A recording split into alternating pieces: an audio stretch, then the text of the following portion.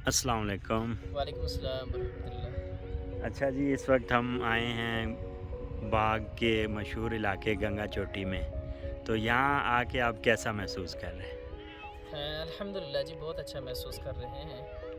यहाँ की खूबसूरती और जो नेचर है और जो तख्लीक है और अल्लाह रब्बुल आलमीन की कुदरत के जो मनाज़िर हैं, उनको देखकर रूह ताज़ा हो गई। और हकीकी मानों के अंदर जो अल्लाह रब्बुल आलमीन की जो कुदरत के जो मनाज़िर हैं, जो नेचर है, वो खूबसूरती है, वो देखने का मौका मिला है। और यहाँ पे दूसरा साथ ये है कि बेहयाई भी नहीं है, बहुत अच्छा मौसम भी है, बहुत अच्छी फ़ज़ा है और ख़ूबसूरती के मनाज़िर तो ऐसे बेमिसाल हैं कि जो ज़िंदगी में कभी देखने को नहीं मिले। तो अल्हम्दुलिल्लाह बहुत अच्छा महसूस कर रहे हैं। जी। अच्छा, जज़ाकल्लाह, शुक्रिया।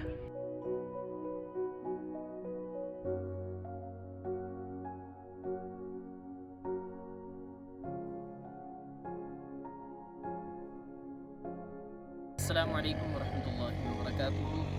नाज़रीन सामीन, अल्लाह रब्बुल आलमीन कुरान मजीद में इरशाद फरमाते हैं, कुल सीरू फिल अर्ज़ि फंज़ुरू कैफ़ कान आक़िबतुल मुकज़्ज़िबीन, कि मोहम्मद सल्लल्लाहु अलैहि वसल्लम आप कह दीजिए कि ज़मीन के अंदर घूमो फिरो, सैर व सियाहत करो और देखो कैफ़ कान आक़िबतुल मुकज़्ज़िबीन, कि अल्लाह रब्बुल आलमीन ने झुटलाने वालों का क्या इंजाम किया।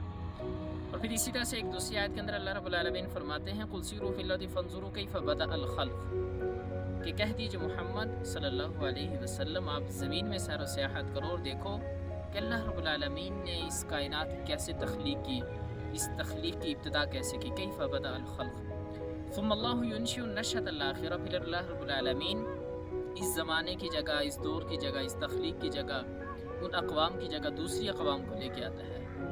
युनशिउ नशअतल आखिरा इन्नल्लाहा अला कुल्लि शैइन क़दीर, बेशक अल्लाह रब्बुल आलमीन हर चीज़ पर क़ादिर है। तो आज ये कितना खूबसूरत मनाज़िर हैं, आज हम आपको दिखाएंगे।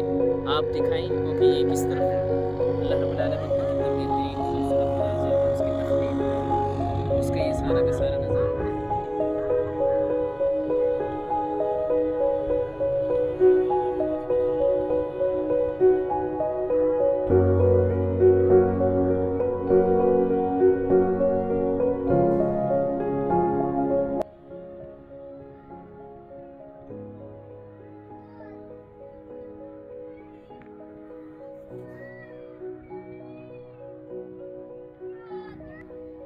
तो ये थे वो खूबसूरत मनाज़िर की जो आपने देखे कि वादी कश्मीर में ये गंगा चोटी के नाम से इतनी खूबसूरत जगह है।